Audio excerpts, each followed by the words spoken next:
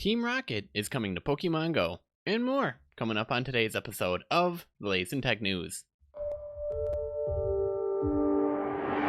Hey Gadgeteer, you're just in time for the latest episode of the world's only 3-in-1 show on tech, gadgets, and gaming news. That's right, this is the latest in tech news.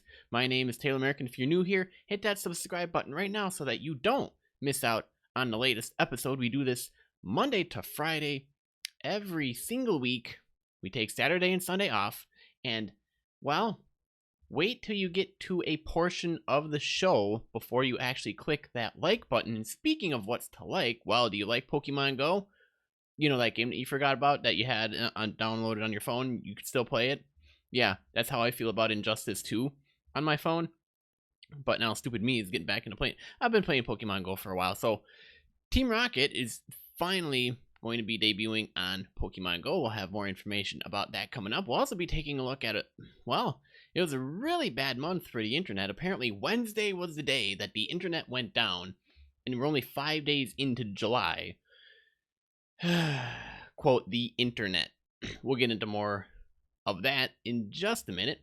We'll also be taking a look at some fake Samsung app fooling 10 million users, and just in case you're one of them who got fooled, here's what to do. And finally, we'll be taking a look at an NFL giant just getting into eSports, and here's what the tipping point was for them.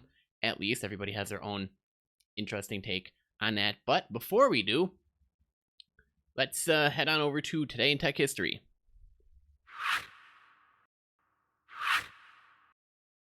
Alright, being that today is July 5th, 2019, on this day in history in 1994, Intel cuts prices to thwart competitors. Intel Core announced the first of 2 price cuts on its microprocessors in a move designed to keep rival companies from taking a larger share of its market. Long dominant in the microprocessor industry, Intel tried a number of tactics to make its Pentium chips standard for IBM-compatible personal computers.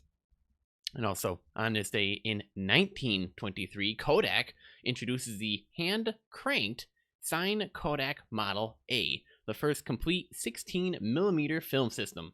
Now, keep in mind that 16mm film was developed to be an amateur alternative to 35mm film, most often used by professionals. However, it found widespread use during World War II and later for television production, especially TV news. 16mm film is still in use today for certain applications, and the rest of us use something called YouTube and digital phones and cameras that record digitally, and we edit on a computer or your phone if you're lucky enough, and then upload it for, well, everybody else's viewing pleasure. Now you might be wondering, where is the did you know tech segment that usually preceded Today in Tech History? Well, like I had been saying this entire week, it's a little bit of a short week, and we just got back from Independence Day break, which was Wednesday and Thursday, yesterday and the day before, respectively. So, at least here in the States, we celebrated Independence Day here for America, or as it's known in England, Happy Treason Day, you colonists. You're welcome. You had your shot, King George. Or was it? I believe I got it right. Anyways, I'm not going to delve too much into history. We got a lot of interesting news coming up. Speaking of, well, I know you want to get right into the news, so let's get into the highlights of today, at least before the weekend begins. But don't worry, next week we'll be going back to our full schedule lineup, our full divvy of articles that we have, and our full, well, did you know, and all that other fun stuff. By the way, before I get into today's show, I just wanted to let you guys know to go out to podcastawards.com and nominate us in the either People's Choice category or the technology category. Yes, the latest in tech news has been nominated for a podcast award. This is a podcast. It's not just here available on YouTube. It's available on iTunes and everywhere else podcasts are downloaded and consumed. Registration is free, takes less than a minute, and you can nominate the show.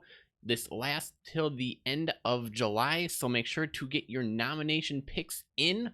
And if you happen to listen to any other podcasts, you can make your choices, your nominations there, and then the voting queue comes out later on. But obviously, in order for a show to move on, it has to be nominated. So I'd really, really appreciate it if you could take just a couple minutes out of your busy day to head on over to podcastawards.com, sign up for a free account. Don't worry, they don't spam you or anything. And go on over to the technology category and nominate latest in tech news. That would be greatly, greatly appreciated. Now, with all of the announcements out of the way, let's head on over to today's feature story. All right, prepare for trouble. Team Rocket is coming to Pokemon Go. Yeah, well, at least as we can be certain of, it's been teased for like ever. They're like, yeah, something's in my eye. Is that Team Rocket floating away? Is a little twinkle there? I don't know. Well, apparently Pokemon Go Fest Chicago and Dortmund attendees have reported that their photos are being invaded by a Team Rocket member. It started appearing at Chicago Fest last month, and this has continued on into the Dortmund event taking place currently between July 4th and 7th. Now, there has been another tease, though. A hot air balloon has been seen over the Dortmund Pokemon Go Fest, as first highlighted on the official Pokemon Go Germany Twitter account. Which is interesting. The caption is translated to, "What a beautiful, relaxed evening. Today was the perfect start to the day. Hashtag Pokemon Go Fest 2019 in Dortmund." This is an innocuous enough tweet, but eagle-eyed trainers will also notice the hot air balloon has Team Rocket's infamous R logo on it in the background. And if you're like, Taylor, I thought you said this was a podcast. Well, we record this as a video, so for those of you who want to watch on YouTube, head on over to youtube.com/TechNewsGadget. You can get your fill of all of the images and videos that might be going on while, we're talking. So at this stage, it doesn't really mean a lot, but it does increase the likelihood Team Rocket will be featured in Pokemon Go in some shape or form. But wait, there's a leak. However, when renowned data miner Trolleys shares something Pokemon Go related, there is nearly always truth to it. They shared the contents of the Pokemon Go update 0.147.1 ahead of schedule, which included some rather, albeit interesting, Team Rocket details as well. Now, you see a current photobomb photo going on. The potentially leaked data suggests there will be a new Team Rocket quest, presumably meaning a new special research quest. Then there's also a new type of encounter called Invasion, which would make sense to be Team Rocket related. Now, the absolute clearest indication, if not confirmation, that Team Rocket will be causing trouble in Pokemon Go is the array of invasion characters with a code string grunt in them. Now, I don't know how much you guys have brushed up on your Pokemon, but grunts are what the lowest level agents in Team Rocket are called. These grunts are broken down by various types, and each of them has a male and female grunt. This suggests encounters can be randomly intercepted by Team Rocket grunts, who you will presumably need to defeat before you possibly go on to said encounter. It's interesting. We're looking at some badges, new moves, new encounters, possible shadow Pokemon be purified, invasion characters from a dragon to dark or darkness or a bug or spark or Candela or flying grunt or grass or ground. Interesting. So all that to be leading to more speculation, meaning at this point when Team Rocket will come to Pokemon Go is currently still among speculation. However, following the teases at each of the last two Pokemon Go events, it's reasonable to expect another tease will be coming at Pokemon Go Yokohama, which takes place at the beginning of August. From there, we might see Team Rocket touchdown in the game sometime in August. Hopefully. So, prepare for trouble, and we'll have to see if the rumors hold true. What do you guys think? Do you play Pokemon Go? Okay, I know most of you listening to the show don't. I do. Wife does. And I know that there are some groups. It's crazy enough here in the Milwaukee area, there are groups who go around en masse doing raids still. So Pokemon Go, while you might think it's not alive and well because you're busy playing Fortnite, it is alive and well. And if you're a Pokemon Go fan or a fan of Pokemon, well, Team Rocket, good, bad, or otherwise, love to hear your thoughts, love to hear your comments. Leave them down below in the comment section. As for my thoughts, can't wait. I can't wait. I mean, I know Pokemon Go kind of needs a shake-up. a little bit. Again, they continue to keep me interested. Not saying that I'm not, but I've been waiting for Team Rocket to join since forever. And to finally see them come, show up, invasion, and all fun stuff they probably have planned behind the scenes, but yet can't tell anybody because they swallowed the key. Remains to be seen, but good stuff is in the work, it seems, and so long as they don't keep pulling all of their team members out of Pokemon Go and deciding to plop them down in the Harry Potter Unite app or Harry Potter Wizardy World, I don't know, app that's similar. Hopefully Niantic doesn't pull too many off Pokemon Go over to Harry Potter and just leave them in Pokemon Go. We'll have one good event. That's what I'm thinking. So I think that will cover it for today's feature story. Let's head on over to more tech news. Now we're only 5 days into July, but apparently it was a really bad month for the internet. Now, obviously, the greatest news seems to hit the day that I take off, which was Wednesday, the 3rd. And I would have had a heyday with this, so I decided, well, might as well bring it out a little bit. But apparently not the only problems going on. If these past few weeks felt like the sky was falling, you weren't alone. In the past month, there were several major internet outages affecting millions of users across the world. Sites buckled, services broke, images wouldn't load, which became a meme in and of itself. Direct messages ground to a halt, and calendars and email were unavailable for hours at a time. Now, it's not believed any single event tied the outages together, more so just terrible luck for all involved. Or was it the cosmic radiation coming from distant stars eons away? I covered that like last episode, so you'll have to listen to the last episode to find out more about that. I'm just kidding. I'm just trying to tell that as a joke.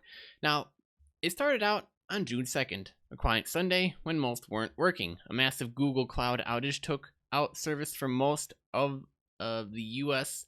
East Coast populations. Many third-party sites like Discord, Snap, and Vimeo, as well as several of Google's own services like Gmail and Nest, were also affected.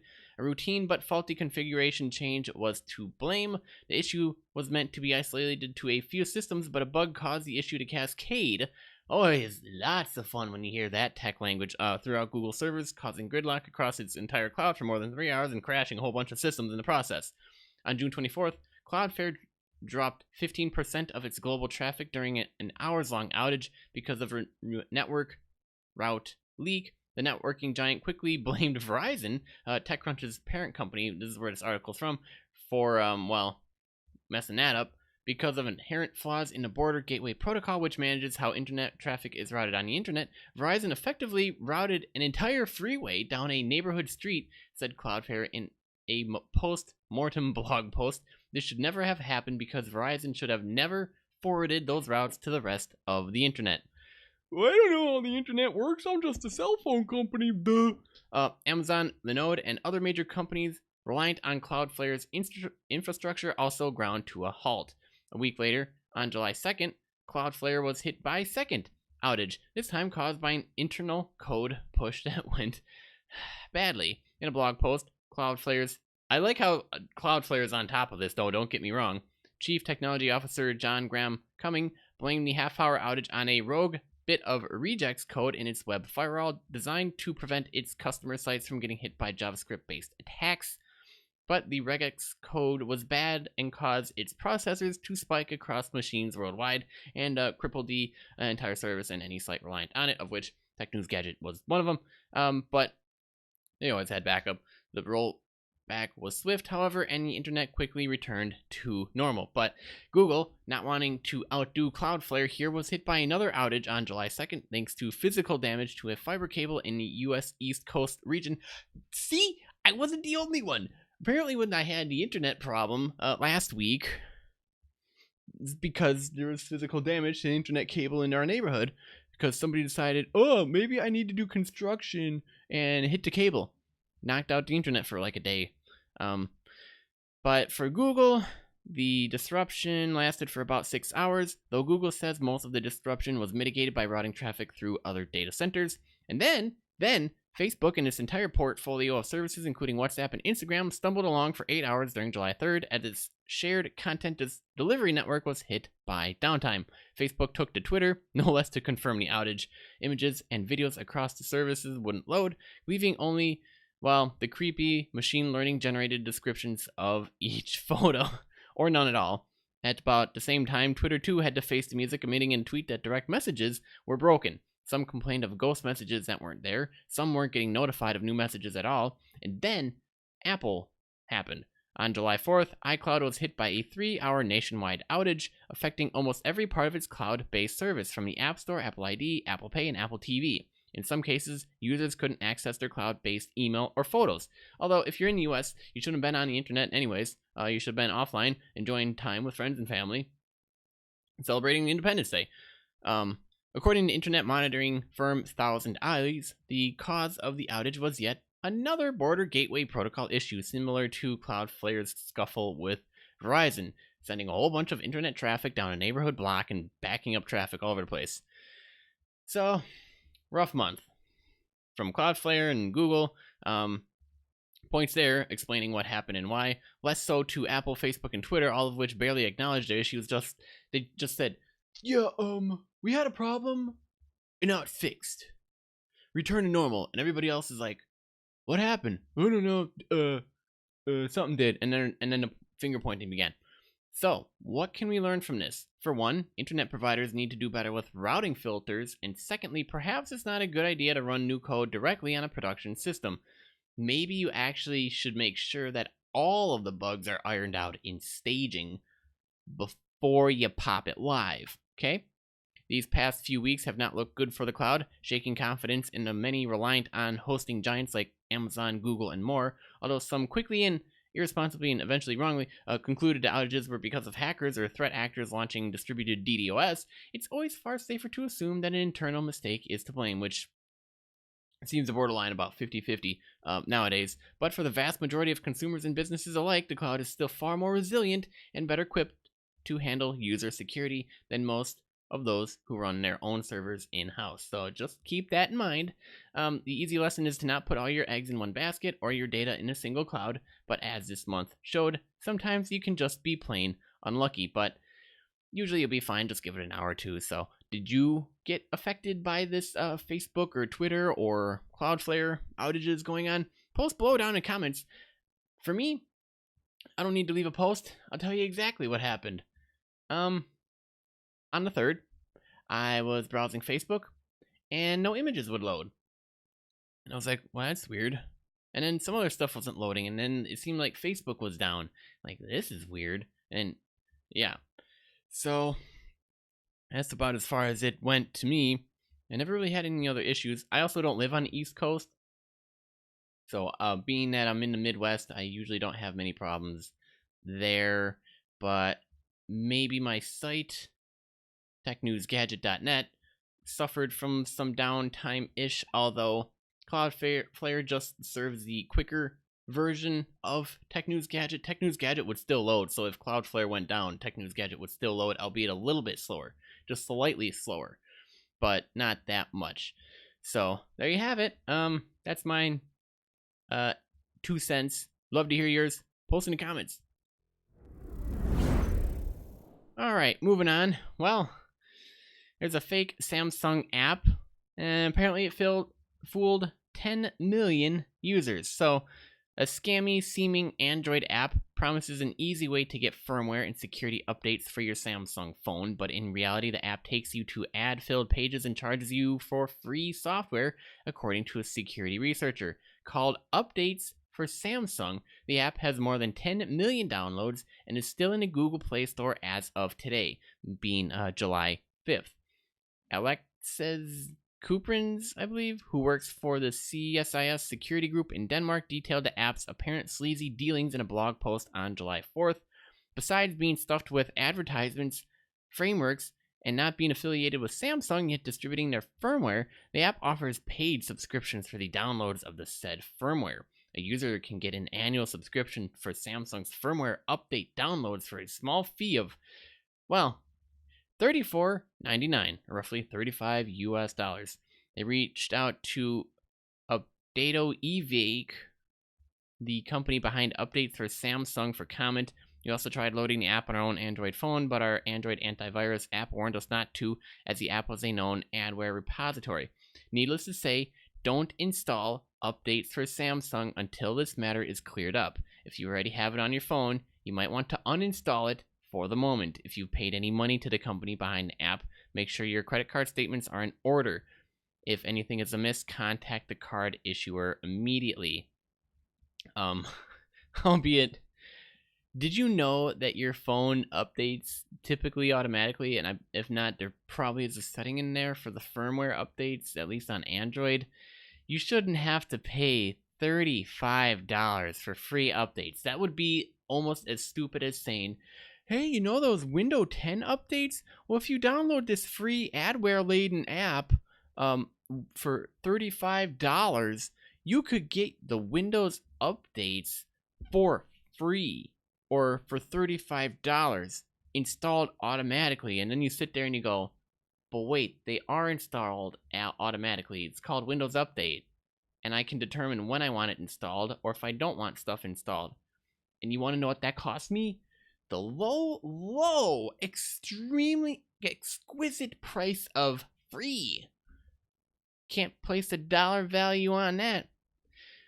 Going back to the app, despite having a 4.0 out of 5 rating in Google Play, there are plenty of complaints about updates for Samsung. So this is where it would be beneficial to read the complaints. One user said, "This is garbage. It's just news and ads. Doesn't help update anything. Would not recommend downloading this app because I tried downloading a firmware and it says download unsuccessful. Buggy and lots of bugs. Locks up hard on a Samsung Galaxy S10 Plus. Bad app." So, as for the credit card payments, they go directly to the Updato website instead of through Google Play, as Google normally requires.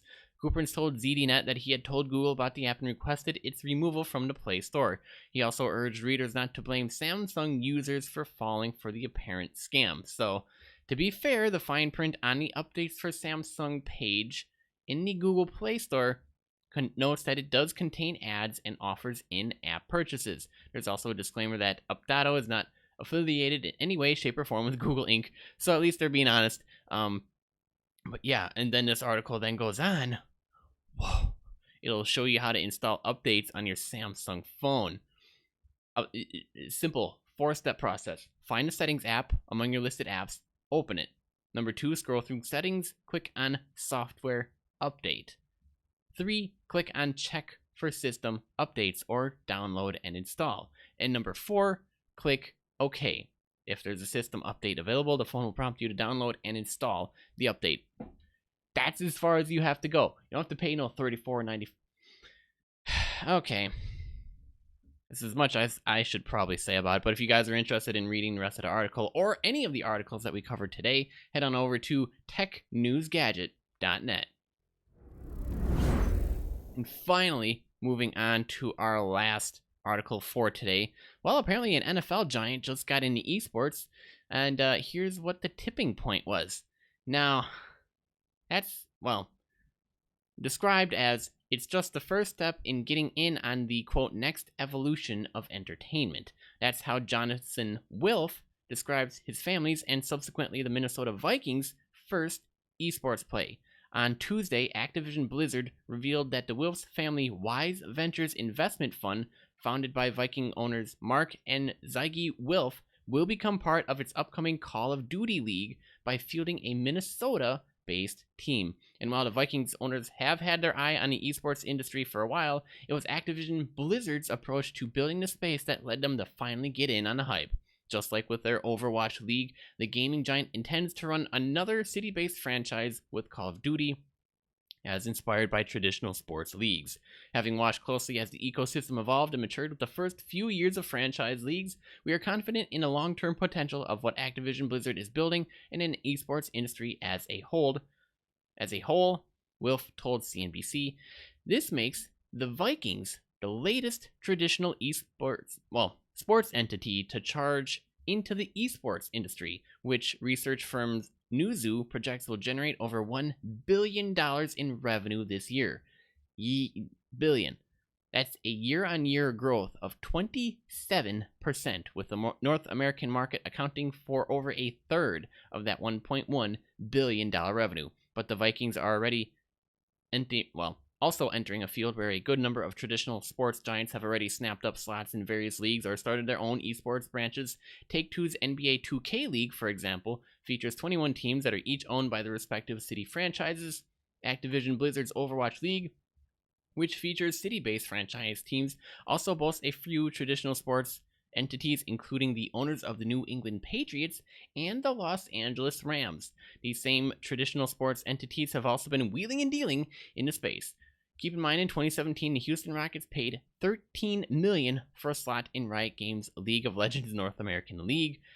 It didn't get very far, but, this past April, the Rockets sold their League of Legends team, known as Clutch Gaming, to Harris Blitzer Sports and Entertainment, the parent company of the Philadelphia 76ers, the New Jersey Devils, and esports team Dignitas, for a reported $20 million. But despite their entry a little bit later in esports, Wilf emphasizes that the Vikings owners were waiting for what they perceived as a strong investment that would give them a solid foothold in the space.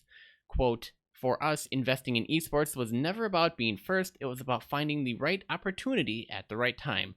The proven staying power of Call of Duty as a franchise certainly factored into our thinking." So, they also revealed that Wise Ventures is looking to expand into other games, and they are exploring the possibility of building an esports dedicated arena in Eagan, Minnesota on the Vikings Lakes campus. Now, the Call of Duty League is set to launch in 2020, and its addition of the Wilf family brings the total number of announced teams to 7.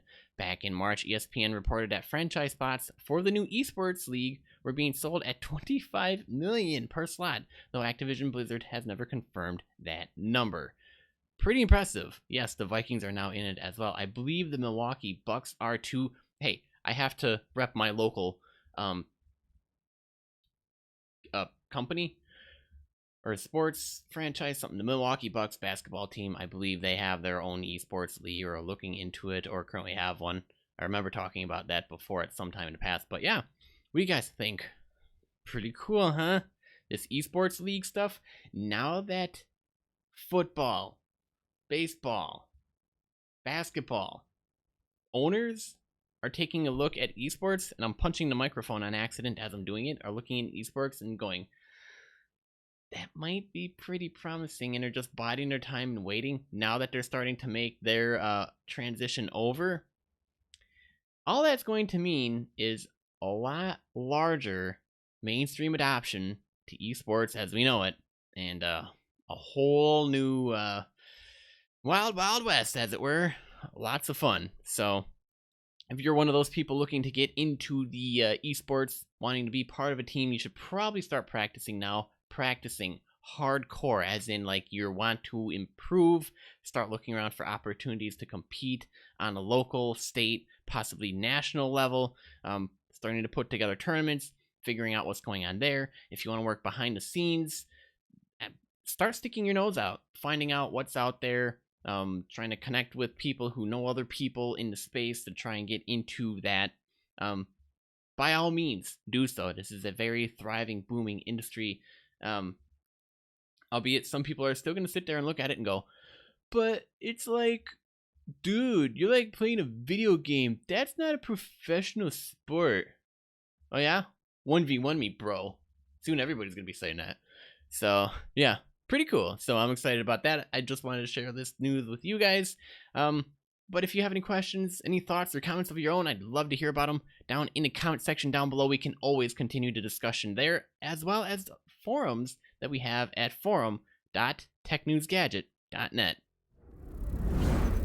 And with that, that wraps up this episode of the latest in tech news. Thanks for tuning in, guys. New episodes every weekday, so have a great weekend off. We'll see you back here on Monday. The latest in tech news can be found on every major platform, including Apple, Spotify, Google, YouTube, Stitcher, Overcast, and, well, wherever else you want to hear it. If you're enjoying this episode, let us know by clicking that like button down below. Now would be the perfect time to do that. Also, leave a comment. Also, finally, double check that you are subscribed so that you don't miss out on the next episode. I'm your host, Taylor American. Remember, for the latest in tech, gadget, and gaming news, visit TechNewsGadget.net. Pretty much keep being awesome, guys. I'll see you on the flip side.